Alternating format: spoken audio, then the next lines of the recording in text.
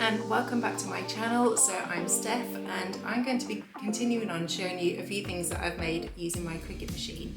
So this week I have been looking at my pantry and it just needs a little bit of TLC, a bit of organisation. I currently have all of my ingredients stored in these glass jars. They're just the Moccona coffee jars. I absolutely love this coffee and I drink a lot of it, so I've got about 15 of these. But they don't have any labels on. Oh, they do have some labels on, but they're just really old, so I want to update them. And I thought that I could create some labels using the Cricut Design Space and my Cricut Maker 3 and use this vinyl to create some labels. My choice of vinyl, I'm going to be using the Crafter's Choice permanent black vinyl in a matte black. It's just my choice to use these labels. You could use label paper, sticker paper, or different vinyl. But yeah, I just thought that this would be the best choice. And yeah, I'm hoping to make something like this at the end of it. Okay, so to make our labels, we need to head on into Cricut Design Space, starting on a new project. And just on the left here, I'm going to click on the shapes option and then scroll down to find this little shape that I've got included in the Cricut Access subscription. If not, you could just use an oblong. So I'm bringing out the shape and I'm just going to unlock the lock icon and size it to the size of my jars. I think I did 6 centimeters by 4 centimeters. And then to create the border, I'm going to add an offset.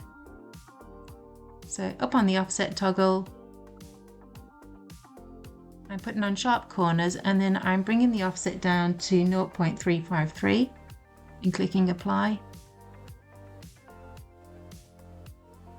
Now you can see that I've got that dark border around the edge. So when I click over both of them,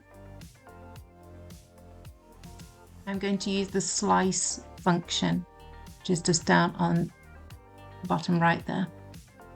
When you click on slice, you'll see there in the column on the right, you've got 3 pieces of the shape left. We're just after the border, so you can delete the rest. And now I have my border, so I'm just going to go ahead and duplicate this border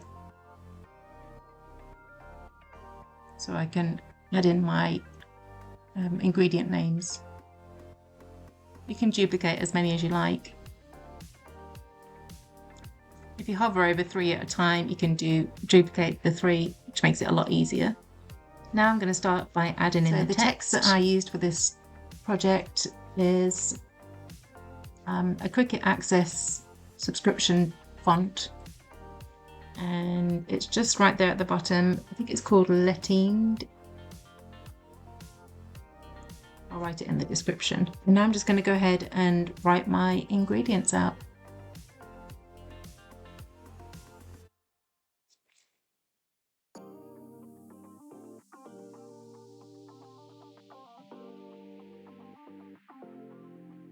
So as you can see there, I'm writing cranberries and I'm just going to size it down and leave it there on the left and write a few more.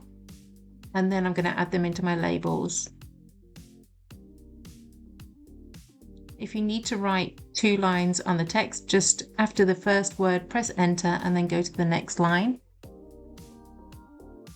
And you'll see here when I write red lentils, I don't like the spacing in between, so I'm going to use the line spacer at the top in the toolbar to just readjust those words. Once I'm happy with the sizing, I'm going to pop them into my labels. And then just hovering over each of the labels. There you go, I'm just doing it on the red lentils now, clicking on a line to make sure that your text is centered in the middle of the label, and then clicking attach for that label. And then you can move that off to the side and that one is ready. So if you just go through now and do this for all of your ingredients.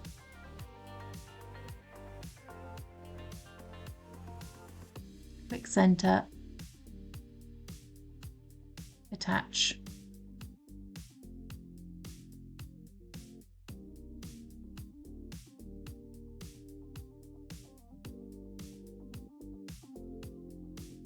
Do this for each one.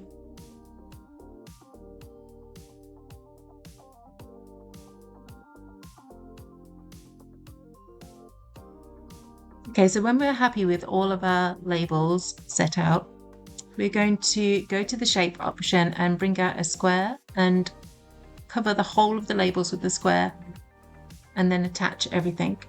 Press attach.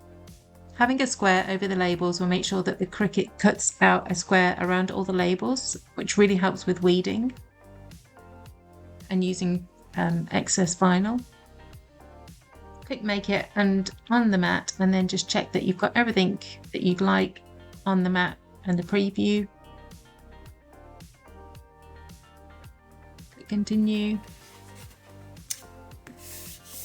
Okay, so we have our vinyl on our mat. Now I'm going to load it into the machine.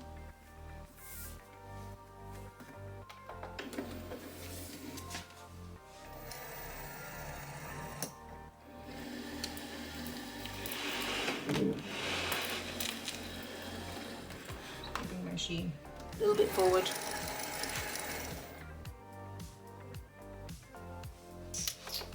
Okay. Let's see how this cuts.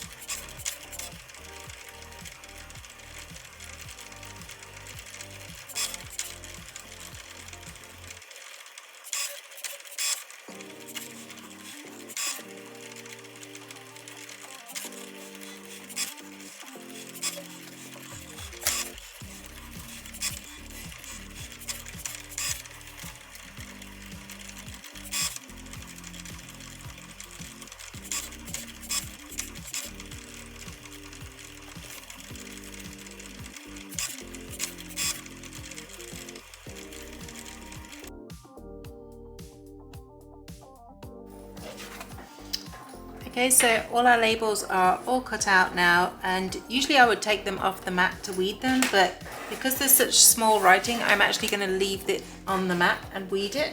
But you'll see how easy it is with this oblong that I've put in to weed it, because now it's going to take off all the excess vinyl, a lot more than it would have done if I hadn't put it up there. So.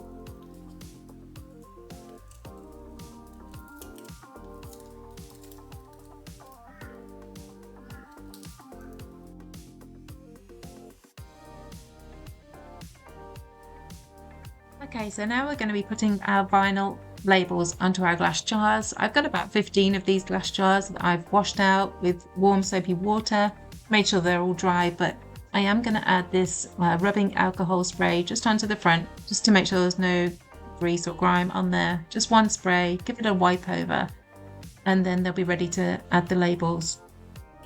I'm going to be using Cricut's transfer tape. There's lots of different brands of transfer tape. You can use masking tape. It just depends what you're used to. This is the one I'm used to. You only need a little piece, and you can use the same piece multiple times. So that's good. So I'm just cutting off a little piece there, peeling off the top layer, and I'm going to place it down on my first label, which is salt. I've got my jar lined up there between two coasters on a mat. Just make sure that it can't roll away, which makes it a little bit easier to add the label.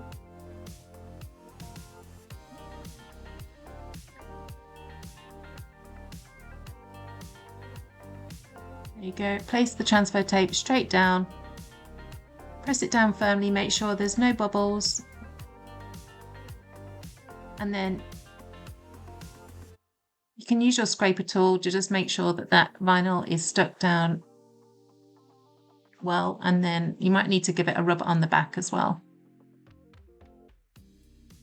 Sometimes it can take a little while for the vinyl to stick to the transfer tape, so you just need to be patient, take time, and sometimes just give it a little bit of a helping hand. Just lift it up with your finger if you see it. I find it easier to pop it down and peel it off the vinyl.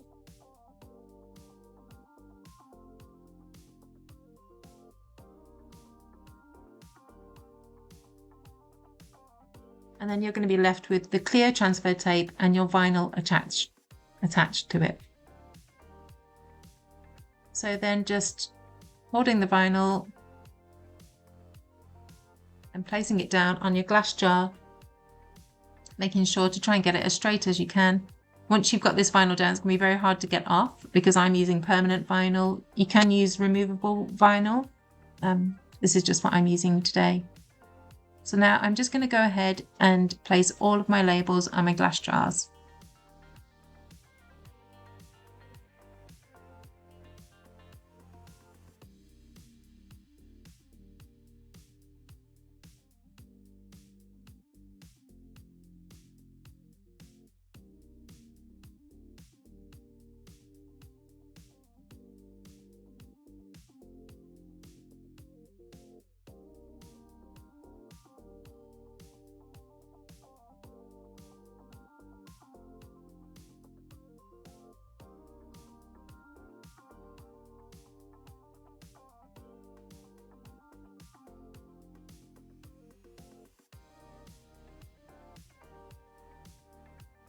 Okay, so when the vinyl and the transfer tape have stuck down, you can just peel it back and then you'll see the vinyl.